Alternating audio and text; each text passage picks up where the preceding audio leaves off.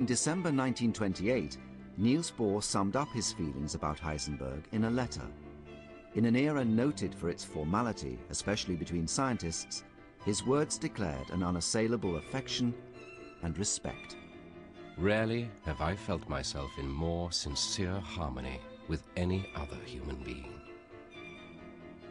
It's clear from their continuous correspondence that Heisenberg felt equally strongly about Bohr. Bohr was a father for him.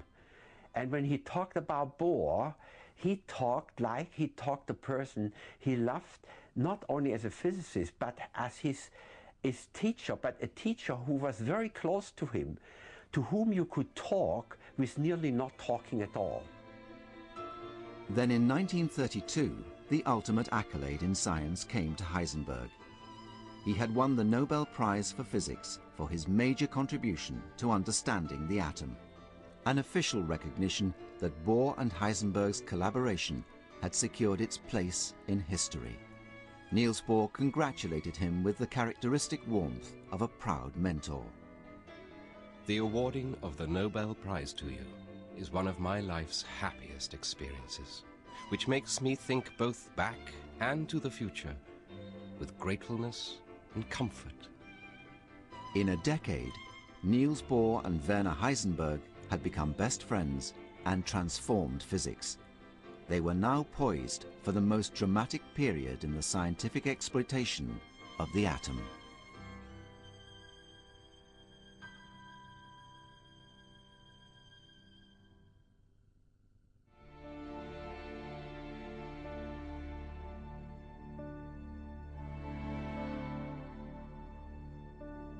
In 1933, the same year Werner Heisenberg collected his Nobel Prize, Hitler came to power in Germany. The power of the atom was set to collide with the power of politics. The political fallout would pose a moral challenge to Heisenberg and drive a wedge between him and Niels Bohr. The night the news of Hitler's accession was announced to the German people, Werner Heisenberg was with a young physicist friend, Carl Friedrich Weizsäcker. Heisenberg kam an dem Abend des 30. Januar 1933, als Hitler zum Reichskanzler wurde, zufällig zu mir zum Besuch. Und er sagte mir, dieser Mann, den weiß ich schon aus München, und der ist sehr gefährlich. Many of Heisenberg's most important scientific colleagues in Germany would be forced to leave the country because they were Jewish. Hitler and the Nazis attacked theoretical physics. It was associated most of all with Einstein and was now branded Jewish physics. Scientists were forced to take sides. Einstein and also others, it is all Jewish physics. It is also a physics which the Nazis didn't like because they were believing in their own people, in a pure people, like Aryan people, and not so much in the exchange of that. They thought that all the good things more or less come from Germany, and it's better not to have this international relation. So they attacked these kind of physics, which Heisenberg and a few other of the physicists continued to propagate. Einstein had left Germany in the 1920s. Now he was to be followed by countless others. Of the 32 German scientists who had won the Nobel Prize, 29 had left by the beginning of the war. Heisenberg was becoming isolated and faced an awful dilemma. Should he now turn his back on the country he loved? Many of his contemporaries took the decision to stay in Germany, including Carl Friedrich Weizsäcker. Die Frage war nur, soll man jetzt Deutschland verlassen oder soll man in Deutschland bleiben? Und da waren wir der Meinung, Hitler wird eine Politik machen, die nach einiger Zeit scheitern wird, und dann müssen wir da sein, um die guten Verhältnisse wiederherzustellen. As he contemplated his future, Heisenberg wrote to Niels Bohr expressing his misgivings about Germany, knowing his friend had a Jewish mother and would despise the Nazis. I ought to have a bad conscience towards you for everything that has happened now in this country. Heisenberg opposed Hitler's ideology, but chose to stay in Germany, hoping to help build a better future for the country. It was the first of a series of moral dilemmas which would face Heisenberg and would ultimately undermine his close friendship with Niels Bohr.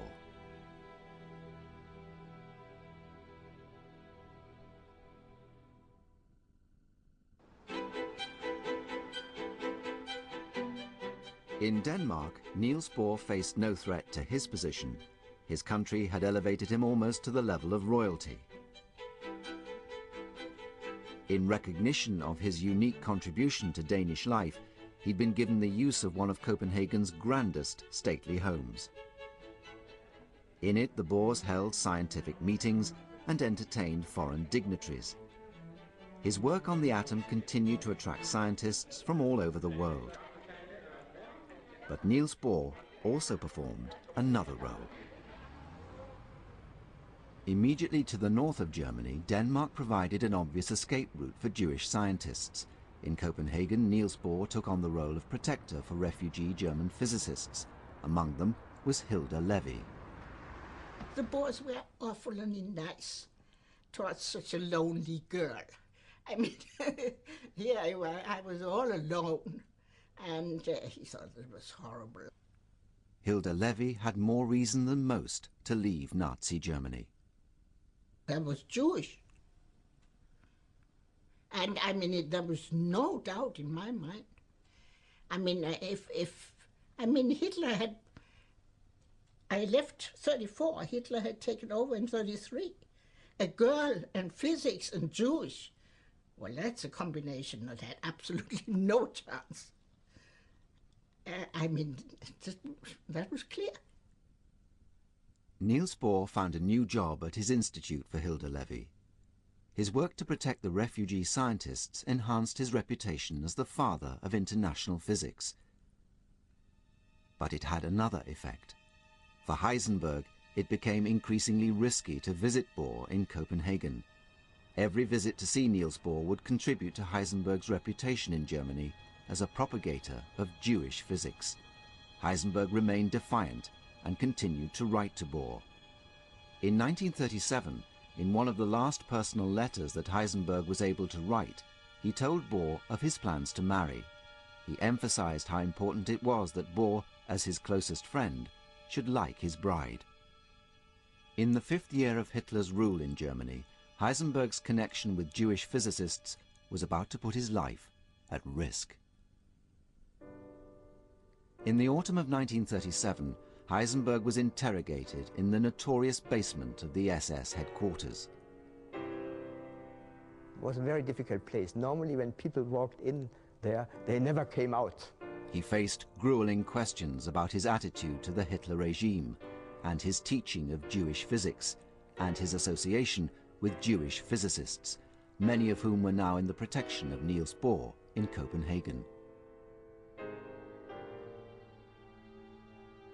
Heisenberg was in real danger. The SS newspaper Das Schwarze Kopf launched a blistering attack on Heisenberg, identifying him as the heir apparent of Einstein's Jewish physics. The headline branded him one of the Weiße Juden, a white Jew.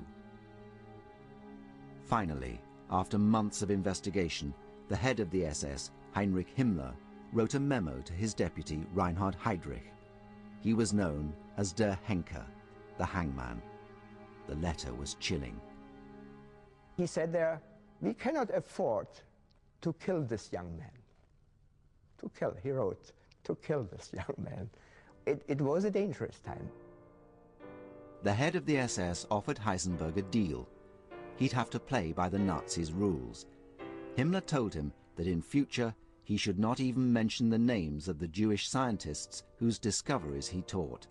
That included the names of Einstein, and by implication, his best friend, Niels Bohr.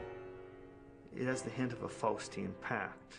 the SS concluded he was no threat to National Socialism, that he was no opposition to National Socialism.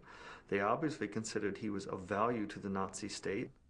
Heisenberg was no Nazi, but he was now a prominent German scientist, and he believed that even in these dark days for his country, he had a responsibility to help rebuild a better Germany for the future, even if that meant making compromises now.